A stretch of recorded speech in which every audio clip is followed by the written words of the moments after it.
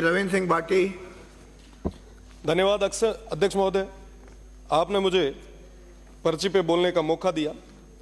निवेदन करना चाहूँगा कि भारत और पाकिस्तान की सीमा पे कई सारे धर्म के बड़े केंद्र हैं, जिनमें से ख्याड़ा मठ अपने आप में बहुत बड़ी एक जगह रखता है। सीमांत क्षेत्र पर एक बहुत बड़ा आस्था का केंद्र है। भील समाज से आने वाले ख्याल जी ने उस समय जमीन उपहार के स्वरूप रत्ताकोट से आए महाराज सहजनाथ जी को उपहार के स्वरूप दी थी, और जिसके फलस्वरूप ख्याड़ा मठ स्थापित हुआ। पश्चिमी राजस्थान का ये बहुत बड़ा आस्था का केंद्र है। मेरा निवेदन है प्रदेश की सरकार से, कल शिवरात्रि भी है, आप बड़ी घोषणा इन जो आस्था का बहुत बड़ा केंद्र रखने वाले ऐसे जो मठ हैं उनके लिए आप कोई बड़ी घोषणा करें। साथ ही साथ मैं निवेदन करना चाहूँगा, शिव जहाँ से मैं आता हूँ वो बाबा गरीबनाथ जी की नगरी है। बाबा गरीबनाथ जी का अपना एक बहुत बड़ा चमत्कार रहा है। 700-800 साल पहले जब महाराज जी पधारे थे, उनके आशीर्वाद के फलस्वरूप ये तमाम चीज़ें हो पाई है। मेरा निवेदन कि नागरदा गांव जो उन्होंने बसाया, साथ ही साथ जहां शिव में समाधि ली, ये तमाम जो क्षेत्र है वो बहुत बड़े आस्था के केंद्र है।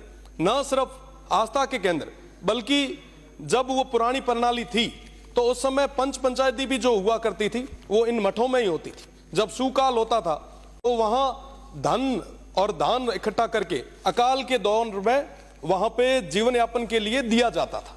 साथ ही साथ जब भी कभी कोई युद्ध की घटना घटित होती थी या कभी गाय पे बात आती थी, तो ये जो मठाधीश थे, ये जो संत महात्मा थे, तो लड़ने के लिए आगे आया करते थे।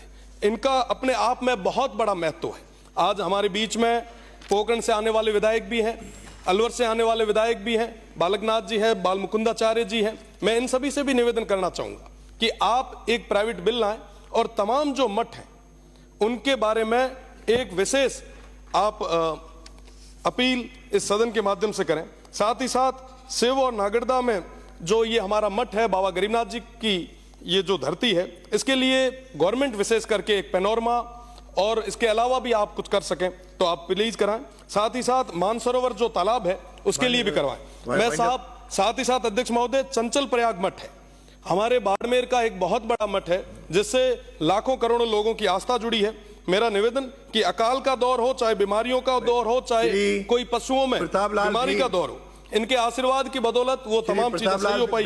लोक आस्था से जुड़ा हुआ मुद्दा है। निवेदन है कि इस बारे में सोचा जाए। बहुत बहुत धन्यवाद। जय हिंद, जय भारत।